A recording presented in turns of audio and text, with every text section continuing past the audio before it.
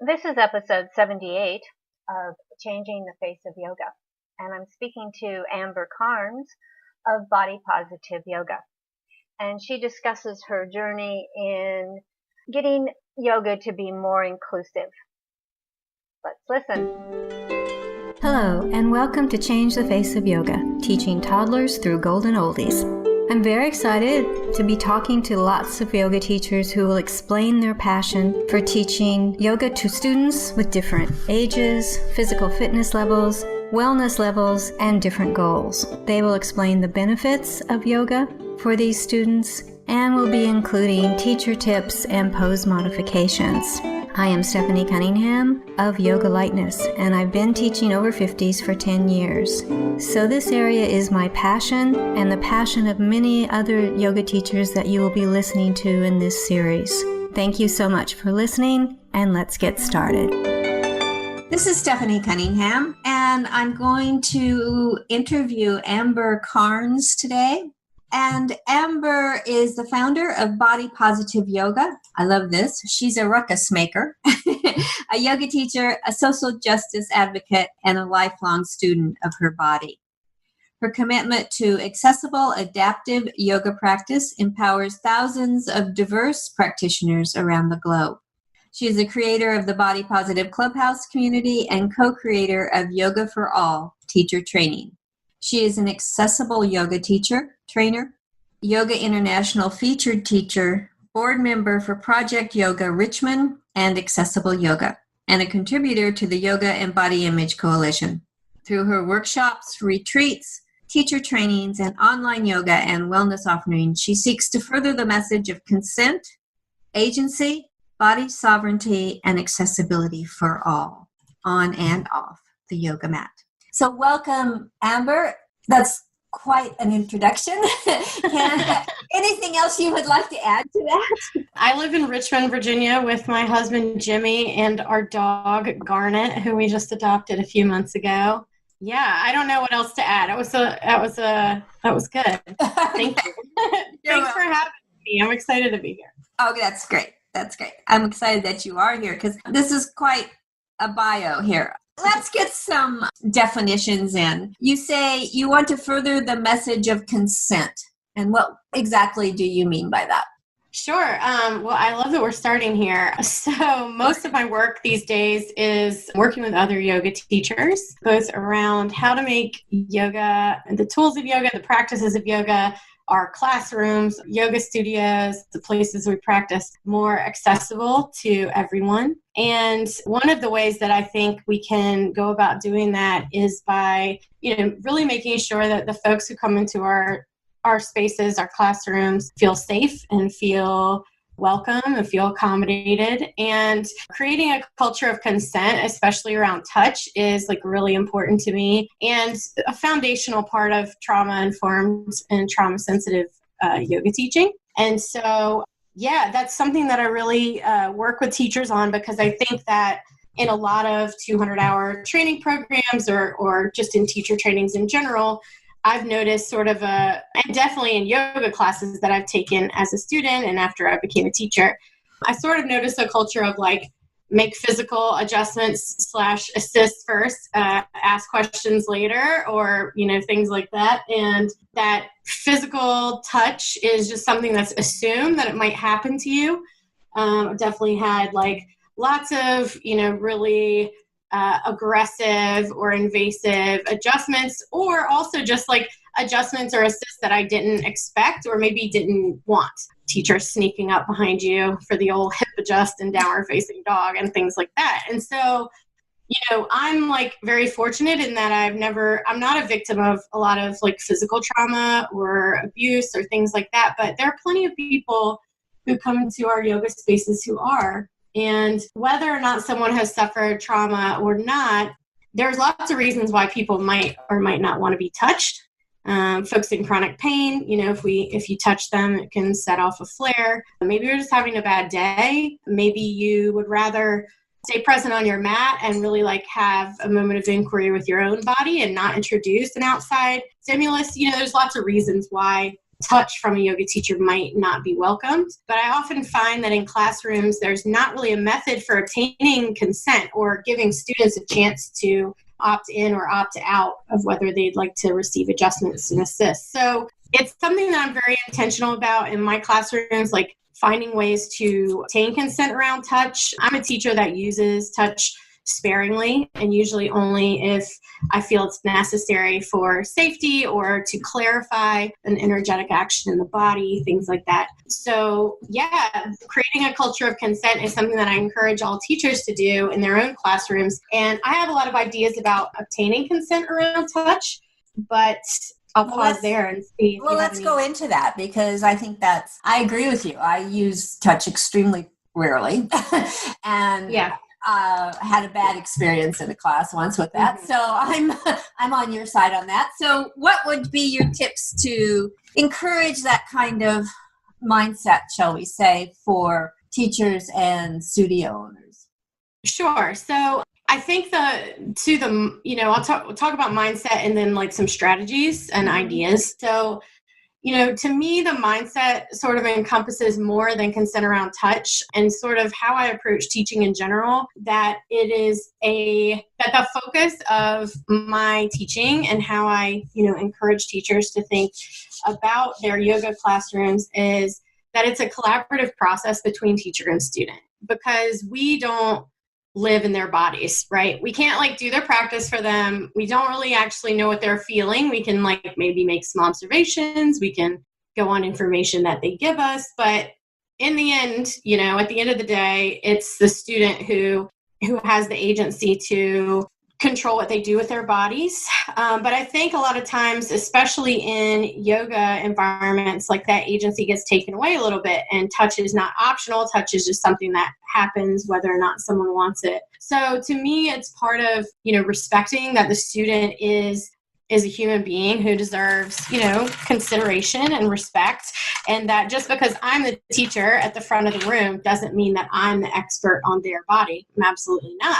They are the expert on their body. So for me, it's just part of that mindset, and that, we're going to work together as teacher and student. And maybe we'll get into more of this later. But with each asana, I teach a lot of adaptive classes and modified poses and variations and things like that. Every asana is, an inquiry, is a puzzle, is a question. And so part of that is I'm respecting you to know your body and what you would like to do with it or not like to do with it. And so to that end, touch is optional. So some ways that I've used, or that I have seen others use to obtain consent around touch and really educate your students that your body is your own.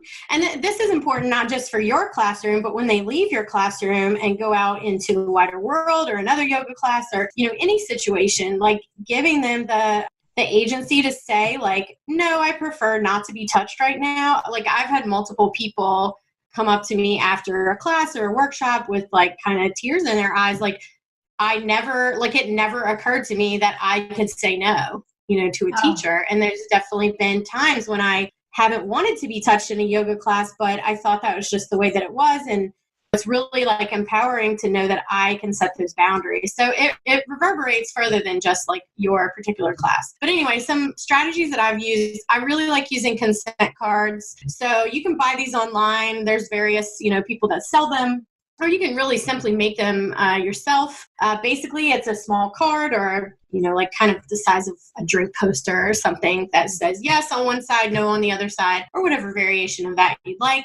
And when students come into the classroom, each student gets one. You explain what they're for. So, and you explain I think, let me back up one step. So when I look at a model of consent, it needs to be three things. So consent needs to be enthusiastic. So I need to hear a yes, or I need to see a visual indicator of a yes, with the consent card. Not saying anything is not yes. Does that make sense? Yeah. So sometimes, if you ask, would anybody, not like to receive adjustments?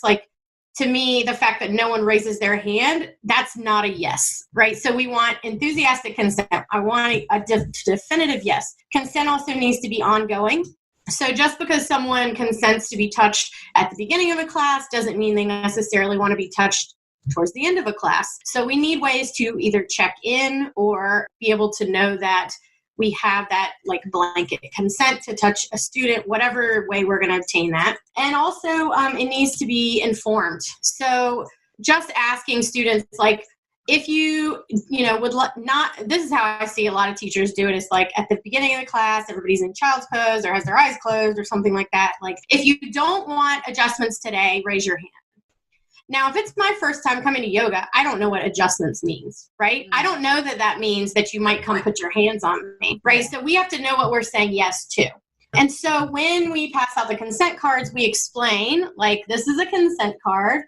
Part of a yoga class is from time to time, I may offer a hands-on assist or adjustment in a pose. I might reposition your arm or your hips or your rib cage to help you feel more expansive, feel more alignment, feel more free in your breath, like however you want to say it. Explain what an adjustment or an assist is. And this is for you to give me your permission at any time to step into your space and give you hands-on adjust or assist, or to say no thank you, like you'd rather stay on your own mat in your own body. And either way is going to be just fine with me.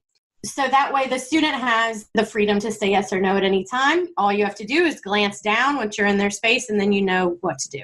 Some other ideas. One way that my friend Diane Bondi does this from time to time is she'll say at the beginning of the class, I may offer hands-on assist or adjustment. She describes what those are, what that means. If I plan to offer you an assist, you'll see me coming. I'm not going to sneak up on you. We'll make eye contact. I'll step into your space. If you're okay with it, you can give me a little nod. If not, just look down or look away and I'll step out of your space. So that gives students a chance to like interact. Another idea is you can literally ask every time. And this is something that I often use because I don't actually provide a lot of hands-on assists or adjustments. And so if I'm going to do that, generally, like I try to give a few verbal cues, maybe what I said didn't land, maybe it wasn't clear. If I, am concerned for someone's safety, I'll step over into their space and say, like, I like to reposition your arm to make you a little more comfortable and safer in this pose. Is it okay if I touch you to do that? And then folks can say yes or no.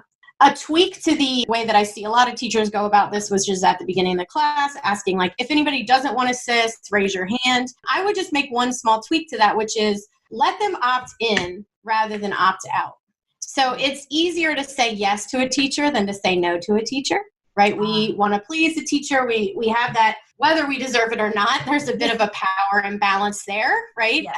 When we're standing at the front of the classroom and supposedly are an authority on bodies or anatomy or whatever they think we're an authority on. And so it's easier to say yes than no. People are more likely to be honest with a yes than they are with a no, just because of sort of the culture that we're in, especially if we're talking about women. We're socialized to defer and to, make things easy and not make a scene and all of that. So, none of these methods is perfect. And there's definitely, room for error there's room for accidental coercion or weird feelings or whatever in each one. But, what we're trying to do is like mitigate as much risk that we are touching students who don't wish to be touched as possible. And so I'm curious if any of your listeners have other methods for obtaining consent around touch. Like, I would love to hear, because I'm always searching for like new ways to do that. Okay, great. I thought your point about explaining what adjustments are was brilliant. I never even thought of that. It's such a part of yoga, and it's totally true. There's no reason why they should understand what that means. Right. I thought that's brilliant. I like that one. Yeah, so I think as teachers, we kind of forget, like we have our yoga words and yoga jargon, and like we forget what we didn't know when we first came to our first class, So it's good to remember that. I also want to talk about agency because now maybe it was because I started in kind of an Iyengar world, but to really say, wait a minute, I like yoga in general, but I want to do it my way. How did you, is that just your personality, or how did you get there from what a typical beginning yoga class is like, shall we say? Sure. So if you're listening to this podcast and you haven't seen a photo of me, you don't know what I look like, but I'm a plus size woman. I'm in a bigger body. Like, I personally identify as fat. Like, that's the word that I use to describe myself. No stigma, no judgment attached, just like literally descriptor. Like, I'm short, I have tattoos, I have bangs, I wear glasses, I'm fat. And so I've always practiced yoga in a fat body. When I first came to yoga, which was, around 15 years ago or so, I didn't have many teachers that knew what to do with me. I had a lot of experiences in yoga classes where I was not able to make some of the shapes or do the things that the teachers were asking me to do. And I didn't really understand why. Like, I sort of figured it was because my body was messed up and wrong and too big and whatever, because that's like what society had kind of trained me to believe. And I wasn't at the same place with my self-acceptance that I am at this point. And so I would look around and see everybody else stepping their foot forward from down dog into a lunge, no problem. But like, I couldn't do it and I couldn't understand why. And no teachers really offered me like modifications or other ways to practice. Like, sometimes they would say like, just use a block if you need to, but like, I didn't really know what to do with the block, and things like that. And so it really was up to me to be creative with my practice and figure out a way, because I didn't want to stop practicing yoga. Like, I got such profound benefits from it as far as like the internal regulation tools that I was finding with yoga to deal with my anxiety and depression and to manage my mind. And so like, I didn't want to stop practicing just because I felt like my body wasn't like very good at it. So I had to find ways to like work with the body that I had and make the practice work. And so when I started practicing yoga, like, I couldn't go online and search like sun salutations for bigger bodies. Like, nothing came up. And back at that time, I think there was like one book out and maybe like a DVD or something like that even addressed, yoga for folks in larger bodies. And so before I found a teacher, which was a couple years into my practice, who really understood what was going on in my body and how to work with it. And like, we came up with things together as far as like, okay, this is what my sun salutation looks like. And when everybody else is doing the twist where you cross your foot over the other leg, like, mine's going to look like this. And so until I had someone working with me that way, I sort of had to figure out a lot of things on my own. Wow. And I think that there's a couple of times when the asana practice really does have to change or be adapted in order to accommodate different body stuff. And one of those times is when we have folks who are in larger bodies, because literally we kind of like run into ourselves in twists and folds and things like that. And then folks who practice with disabilities often need to personalize their practice a little bit to work with what they have going on. And so one of the things that's really important to me as a teacher is that when students come into a yoga space, that they're not, the body is not the problem. Like, we're not trying to solve the problem of your messed up body, whether that's like you're disabled or you're fat or whatever. Like, your body doesn't need to be fixed. We're not here to fix or change anyone. We're here to provide some tools and some practices for you to practice and do self-transformation, whatever that looks like. And usually that doesn't involve changing the body. And so I like to, rather than talking about, changing the body, which is like a misconception a lot of folks have. I have so many students that have said to me like, yeah, I've always wanted to do yoga, but like, I'm trying to lose some weight first before I can practice. And like, I think a lot of people have that misconception because of yoga marketing, which like, we can definitely go into that if you want. But when really like the asana is the puzzle, the asana is the problem. And I don't even like the word problem, but like the question, the inquiry. Like, when I teach and I have someone come in who has like a different ability, someone who's disabled, someone who's dealing with an injury or an illness, we personalized practice for pregnant folks, and nobody like has any stigma or weirdness around it. But like, when someone comes in with a body that's a little bit different than the dominant body identity we're used to seeing in classes, suddenly it's like, I don't know what to do with you. And so I think it's really important for us to have tools in our toolbox as teachers to be able to empower our students to practice in the body that they have, because like, we know that bodies change. They change from day to day. They change throughout the seasons of our lives. We can suddenly get sick or get disabled or gain or lose weight or be pregnant or not be pregnant. And so it's really important, I think, for teachers to not only have the tools to work with like other yoga teachers who tend to, like, I feel like that's who we know how to teach when we leave teacher training. It's like other yoga teachers who, like, by and large are like thin, fit, able-bodied, like, you know, folks who are quote unquote intermediate yoga practitioners, right? And so I think it's important to learn to work with the folks who maybe don't fall into what we think of as like the yoga mainstream, because you as a teacher having the tools to offer an experience that feels cohesive, like they're part of the community, that lets the student leave feeling like they had a successful and positive and embodied experience and not felt singled out or othered, that's probably make or break whether or not they're going to come back to the practice or never come back to the practice, right? Because they're going to leave that practice thinking, they're not going to leave thinking like, this teacher doesn't know what they're doing. They just don't have the tools to work with me. They're going to leave blaming themselves and their body because like everyone else in the class was doing fine. The teacher either like ignored me or singled me out in a way that felt really bad. And so, you know, I don't want students to experience that. I've experienced that.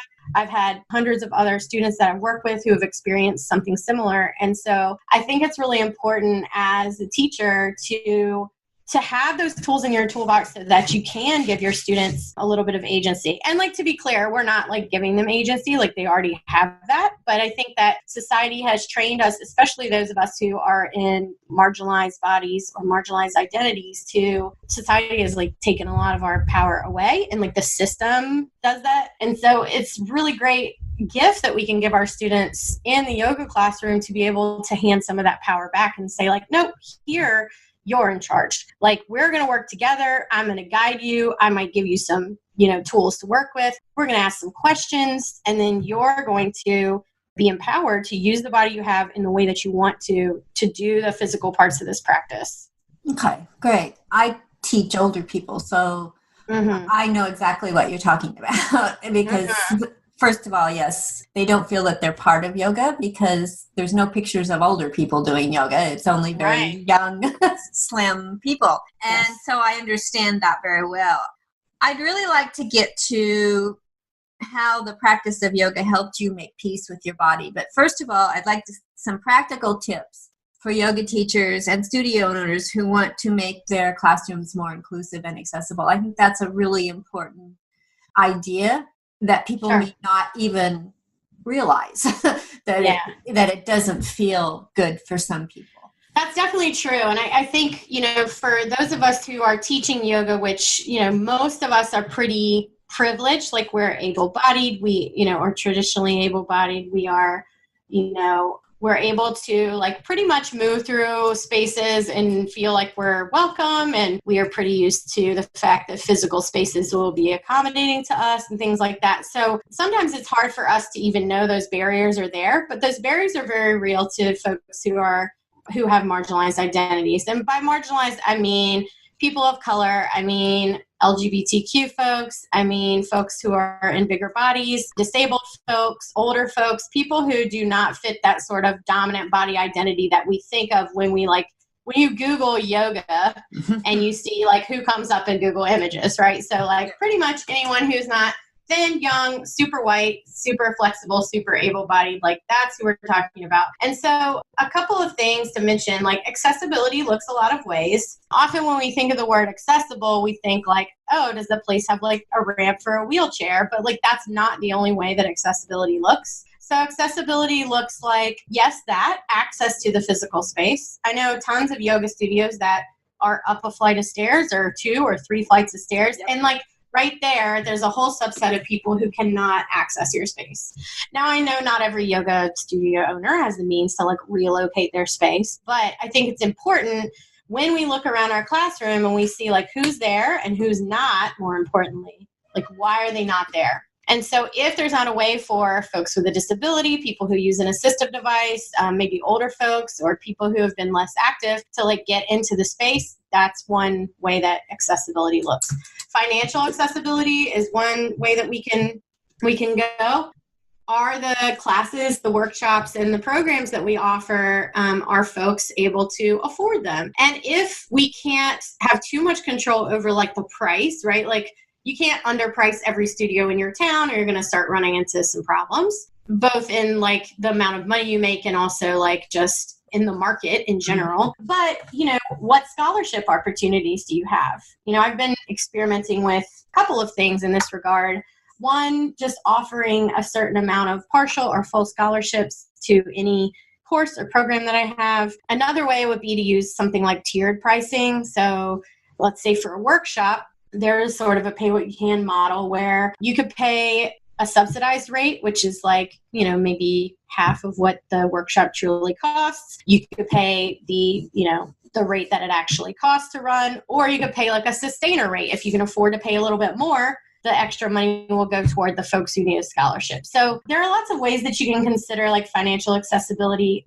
Also, as far as like diversity goes, who are your teachers? What do they look like? Do you have any teachers who are people of color? Do you have any teachers who are in bigger bodies or who don't fit that sort of like yoga Barbie stereotype? Do you have teachers who, when students look up at the front of the classroom, they can like see themselves reflected there? I think that's a really important thing to consider. What's your marketing look like? Are all the pictures stock images of yoga Barbie, or are you showing the like actual people who practice in your studio or people that look like them? So I think that there's, many, many ways you can go with that. Once we're in the classroom, I think some of the, if we're talking about, we can go language or we can go asana, right? So as far as asana goes, like the top like tip that I would recommend, and this is something that teachers can take maybe onto their own mat and experiment with. There's lots of different trainings that I can recommend, and maybe we'll do that towards the end,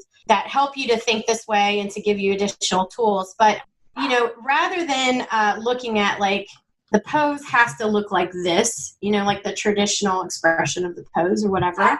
Let's say that there's someone, I got into a conversation with someone online recently because I had posted a picture of, I guess it was me, with practicing Warrior 3, but my arms were like going behind me, kind of like a set of wings rather than reaching out in front. And somebody was like, that's not Warrior 3. Warrior 3, your arms have to be in front. And I was like, well, what if I don't have any arms? Do you mean I can't practice Warrior 3? So like I like to think about like, okay, rather than we're going to think about asana has to look like picture of Mr. Iyengar in the pose, what if we can't do it that way?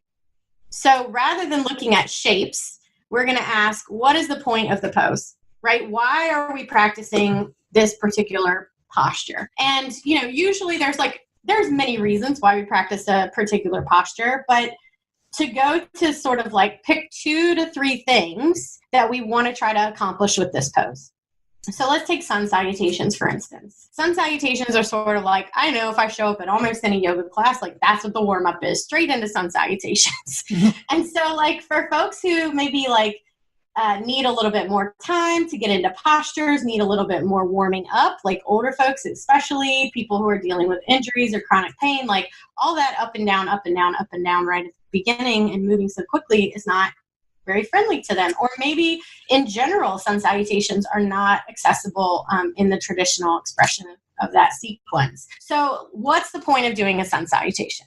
I mean, we can call out a lot of different things, but I would say like we're teaching synchronizing breath with movement, right? We're warming up the body, like we're actually like increasing blood flow and we're getting our heart rate and our joints going, and we're preparing for other poses that we might do later in the class. And, we're opening the front body, we're opening the back body, flexing, extending the spine. Okay, those are the 3 things that we're mostly trying to accomplish with the sun salutation.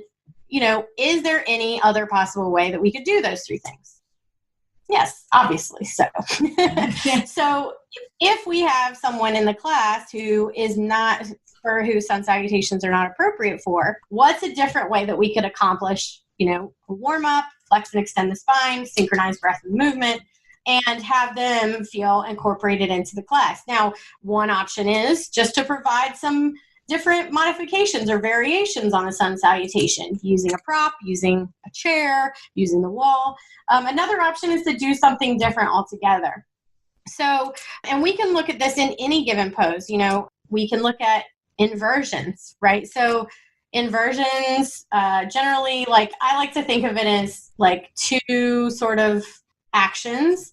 One would be to like heart above the head, right? That's one definition of an inversion. But I would say another category would be like elevate the legs. Because like, let's say I have a student come into my class who's in a wheelchair, who can't get out of the chair.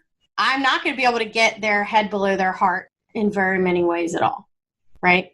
So, but I could provide some of the benefits of inversions like lymph drainage and the different benefits that we get when we elevate the legs, bringing the blood pressure down, things like that by using some props. So I like to think about poses more creatively and like, what's the point of the pose? What are we trying to do with the pose? To find ways to collaborate with students who maybe aren't the traditionally abled students or who are in bodies that are dealing with some challenges, to be able to get them all the same benefits of the practice and let them feel like they're having a successful experience, not like everyone else is doing a sun salutation. And if you can't do it this way, then you're just going to rest in child's pose. Like, that's not fun for the person who's being told that. So, yeah. Okay, great. I like the way that you're thinking about that. I know I rarely do sun salutations in my class, and if I do, it's usually with the chair and the wall is one of the options. So it's just because I don't like sun salutations. It really doesn't have anything to do with yoga as much as I think we do the poses we kind of like more than the ones we don't. Okay, so I think we should end with, because I think it's really important that people understand why someone would continue with yoga, especially if they don't feel very welcome. And you say that yoga helped you make peace with your body. And I think, although that's one thing that yoga does, I think it's an important thing for some populations. So could you kind of expand on that a bit? Yeah, so my personal experience with yoga is that when I came to yoga in my early 20s, and I'm 36 now, I heard about it through my gym. So I was like working out with this trainer and like on this big weight loss project and, kind of obsessively dieting and exercising. And like the trainer at my gym was like, you should do yoga on your rest day because it doesn't count as exercise, but you'll still burn calories. Like this was the introduction I had to the practice of yoga. So obviously I'm like seriously laughing at this dude now, but like at the time I was like, okay, cool. So like I didn't know anything about yoga, except I was pretty sure that fat people didn't do it. I was really nervous to go, but I went anyway. And so during that first class, like I remember being the only bigger person there. I don't remember what we did as far as like the asana or like if that was fun or not. But the thing that really like impressed upon me was like when I left the class and I walked out to my car, got in the car, started driving home, and my like Mean Girl soundtrack started back up. I don't know if you've ever had one of these or if anybody listening can relate, but it's like this voice in your head that says like, you're fat, you're ugly, you're stupid, everything you say is dumb. Why'd you do that? Everyone's mad at you. And so like that sort of negative self-talk loop started back up. And I remember thinking like, if it started, that means it had stopped. Even for like that 10 minutes after class. And that was a big deal. Like that hadn't really happened since I was like, I don't know, 11 or something. And so I really took notice of that. And I was like, oh, I felt so good after that class. Like maybe it was that. Like, should I go back? So I did. And I would find that when I went to the class and I did the moves and did the breathing and like really fully immersed myself in it, that when I left, I would feel, more grounded and more comfortable in my skin, and my mind would be managed a little better, be a little quieter, not as negative. And so I kept going back because of that. Not that the physical practice was like super fun for me. Like I didn't feel like I had a lot of support there, but I was kind of used to blaming my body for everything. So it wasn't like that big of a deal that that was like my body was a failure. Oh yeah, I already knew that. And so like but the difference that it made to me in my anxiety and my depression and like managing my thoughts was like super, super profound. And so I kept going back. And, when I found a teacher who was able to help me like work with the practice in my body, like that really changed everything, because I found that, yoga was really the first time since I was a child that I had this sort of integrated experience of movement and of quote unquote fitness. Right. So like when I was a kid, and I know a lot of people have this similar experience, like we approach movement as a kid like because it's fun, or because like we want to do it, or because I'm riding my bike to like get somewhere, or I'm jumping on a trampoline because I like it, or it's play, right? It's something that we do for pure joy and pleasure and because it's fun. And so at some point we get a little like messed up about that. And so then movement becomes punitive, right? You got to like work to earn the food that you ate, or you have to burn off calories, or like try to burn parts of your body away, or you have to like exercise because that's what a good person does, right? It's like a moral thing. And so when we approach movement from this extrinsic way, right? Like we have to like work out to change the size or shape or weight of our body, or we have to work out because like that's what we should do if we're going to be like a productive citizen, or like whatever we believe. That's something that comes from outside, right? When we have an intrinsic, not extrinsic, but intrinsic motivation to move, which is our bodies like to move. Our bodies like to, like whatever your ability level is, or your age, or your body type, like movement never usually like makes us feel worse, right? Right. Even those of us who are dealing with chronic pain or chronic illness, generally movement is good, right? Like that's why, folks are dealing with different conditions. Like we go to PT to get those things moving again, even if it's not always like a pleasurable sensation, our bodies want to move. And so I think like for me, yoga was the first time that I was really like in my body in a movement situation, like fully present in the moment and not trying to like punish it or change it or look at it as my enemy. Like I was doing something that felt good, that helped me mentally and emotionally and spiritually, and that I was like really there, like while I was doing it. It wasn't like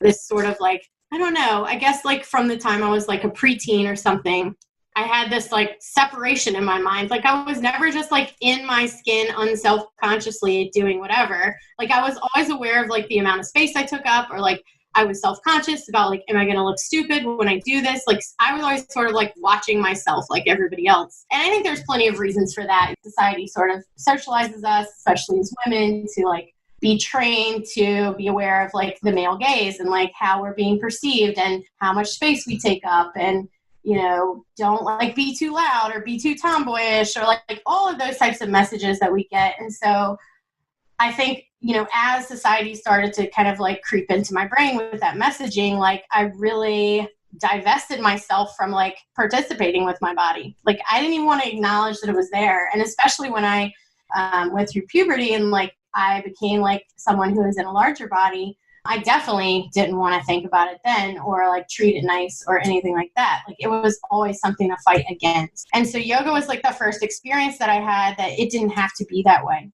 And really through the like teachings of yoga as well as a good old dose of feminism, I came to a place of, acceptance and making peace with my body, and really working with the body that I had, and being able to see myself as on the same side as my body. Like we're allies, we're like partners in crime of like doing cool things, and not just look at it as like something to struggle against or fight with, or like constantly try to change or punish. And the more that I learned about yoga, the philosophy of yoga, things like ahimsa, things like non-attachment, things like svadhyaya, all went hand in hand with self-acceptance, and really with coming to a place where I was at peace, or at least accepting. And I think with the body positive movement, which, my thing's called body positive yoga. So like whatever, I'm like somewhere in there.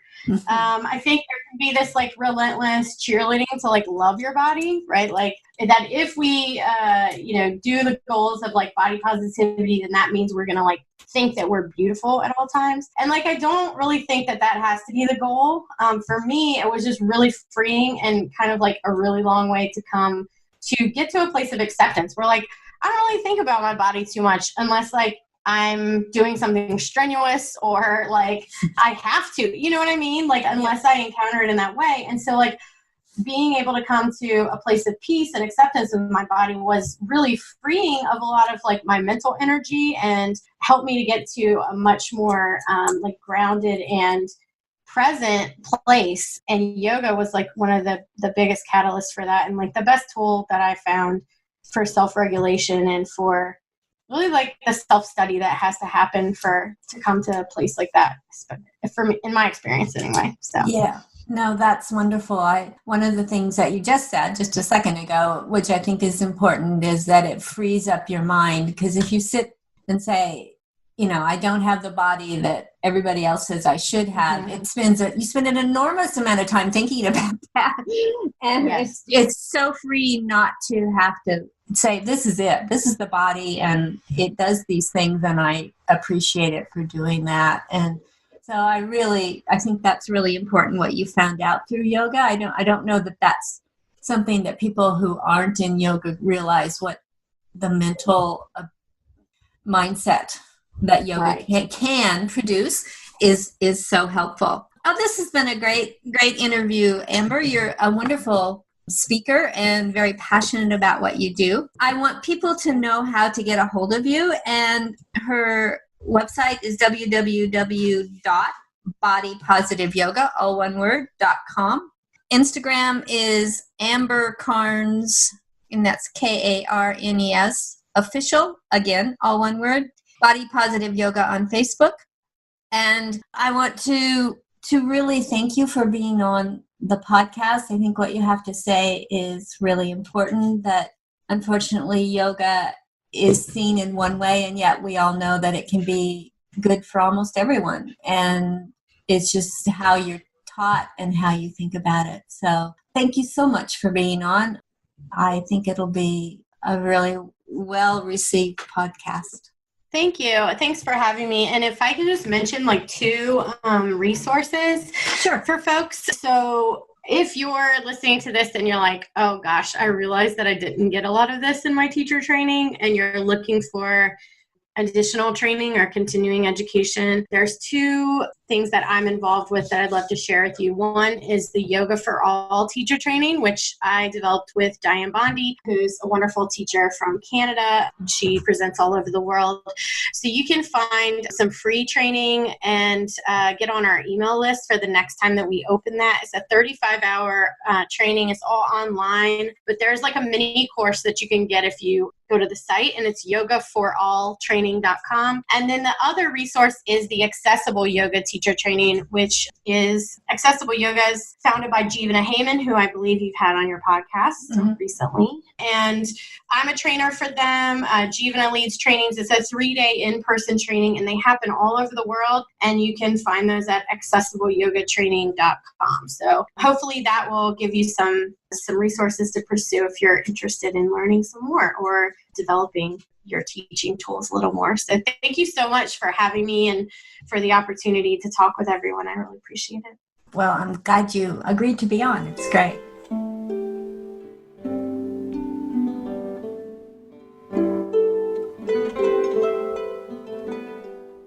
Thank you for that wonderful interview.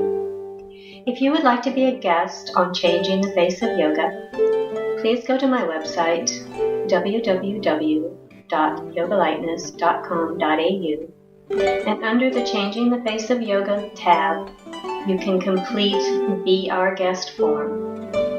After reviewing the form and finding it applicable to this podcast, we will send you a link to schedule an interview. Please download, review, and tell your friends of any podcasts that are of interest to you and to them. If you would like to contact me, send an email to info@yogalightness.com.au. And thank you for listening to Changing the Face of Yoga.